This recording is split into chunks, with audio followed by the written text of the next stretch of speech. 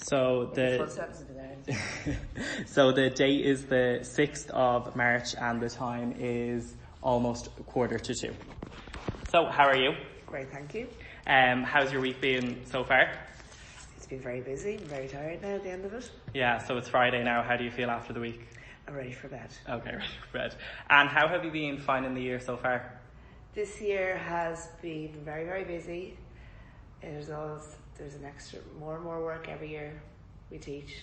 Even though my class this year aren't that bad behaviour-wise, there is still a lot of demands, amongst the class. So it's busy and tough. What would your average week be in terms of your workload?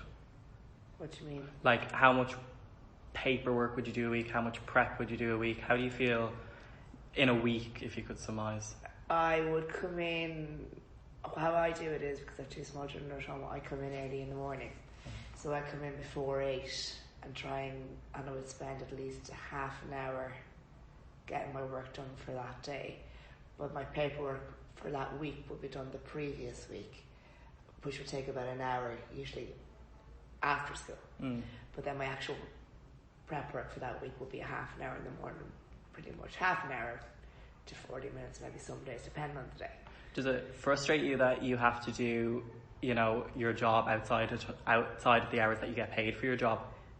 No, that doesn't bother me. I prefer to come in the morning personally because I'm fresher, and if I'm after school, I'm not as good, and it'll take me longer. So in the morning, I find I get a lot more done. What would you spend your most time on? Probably differentiation of lessons for children. That's probably what I spend most time on, getting ready, things organised for children who weren't able for the workload for the general class.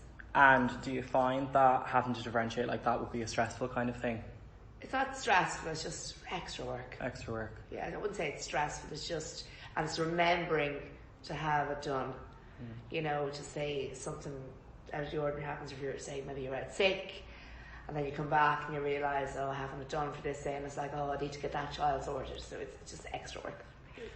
What do you feel is mostly responsible for your workload? Do you feel like you put the pressure on yourself, or do you feel it comes from somewhere else to get all I'm these not things too bad at putting pressure on myself. I'm kind of here long enough to realise to separate work and home.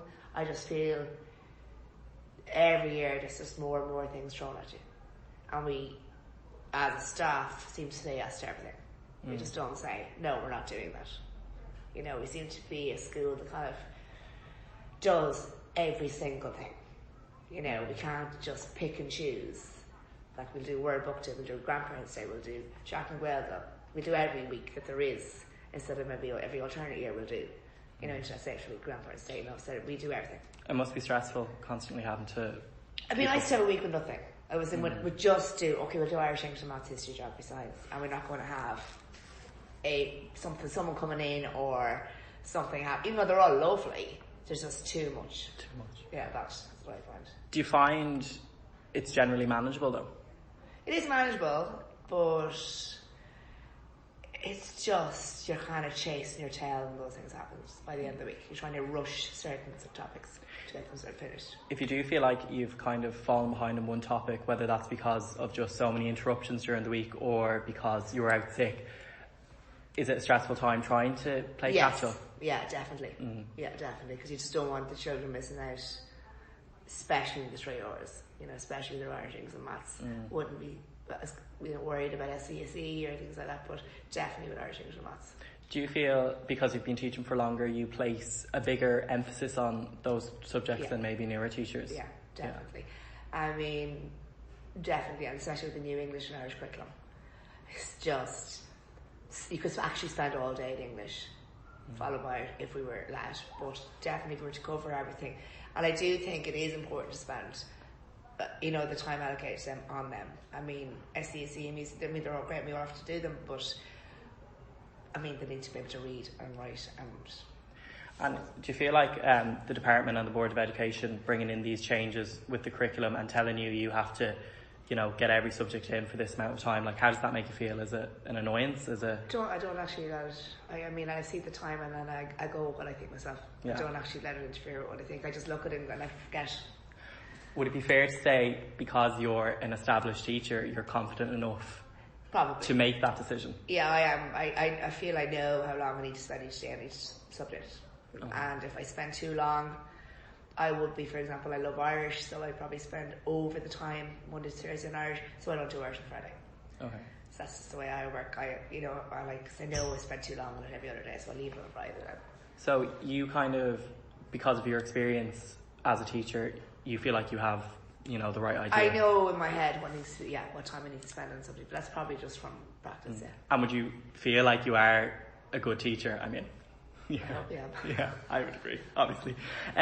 So that's the workload. What would some of the key relationships you would have in work be? Because obviously the kids would be your biggest relationship, but outside of maybe the classroom, or even in the classroom with resource teachers, who do you feel like your key relationships are with?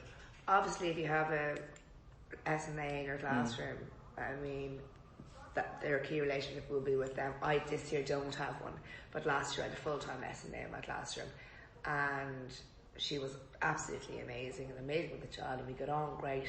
But it could be a different story if I didn't get on with them, or if I disagreed with them. But I've been very, very lucky. Have you ever had an instance where you didn't get on with an SNA or something? No, thankfully now. Now it's only in the last couple of years that SNAs have been used more, like in the classroom. Like, I mean, when I started, we could use them and they could help you with a little bit of art, or take some other children out for you. But now they're in the classroom. And last year was my first year at a full-time SNA. But thankfully, I mean, we worked brilliantly together, so there was no issues. But it could be a different story. It'd be a long year if you didn't get on with them. I think you nearly have to get on. Yeah. You have to sit down and, make a plan to get on, because it'd be a long year without them. How do you feel last year would have been if the child in your class wasn't given an SNA and it was essentially just the child in question, there was on day, I would not have been able to manage. Okay, at all? No, I mean, I used to hate when the SNA was going to break. It was an extremely difficult child. So there was no way I would have managed. There's probably been years where you've had difficult children, maybe not to the extent of last year, that didn't have any formal diagnosis. What's it like dealing with a class that just seems to have every problem you can think of? I have a bit of that this year. It's frustrating. Yeah, and then when you look and see there's going to be paperwork being started, and it might have been on some child and it mightn't have been on some child, the process takes so long to start. It is quite frustrating, and then having to see the parents realise what's going on. Some do, some don't. That is hard. That can be hard. Over the years, how have you found dealing with parents? Because a lot of people that I've spoken to in these interviews dread it, and others don't mind it at all. How is your experience? I don't mind, but I think that's the experience as well. I feel I know what I'm talking about at this stage. But I mean, I was very anxious at the start of last year because I'd heard the parents of this particular child were quite difficult. But I think once you're confident, whether you are or not, you pretend to be, they will listen. And, I've had thankfully, it was fine. But do you think at the start of your career you would have been? Complete different ballgame. Yeah. I have remembered when I started. Now, I still didn't let them see it, but I have remembered where I was crying inside. When they were gone, I'd be crying inside the classroom door. But I still didn't as hard as it was, I still didn't let the parents see it. But that can be hard.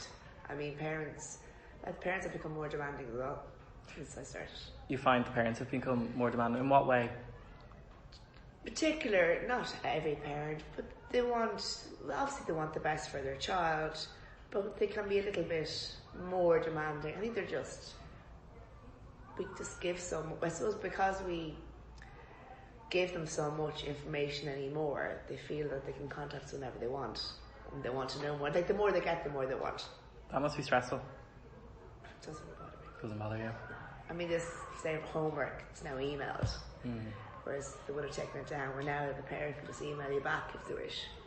Sometimes that can be quite annoying. Yeah. But they wouldn't be as quick to write a note in, whereas they just take out their phone and reply to the email. Have you ever had any experience with kind of like helicopter parents who want to know what's going on with the child all the time? Yeah, I have, yeah. Do you generally give them what they want, or do you make them respect the boundaries? I don't. They have to respect the boundaries. I mean, in a nice way. At the start, I mean, if they're... Obviously, it depends on the child, and if the child is very, very, with special needs, or it's very, very anxious, or whatever, it really depends on the case. But and if the parent is genuinely worried, you want to put their worries at ease, but it really depends. But try and within reason.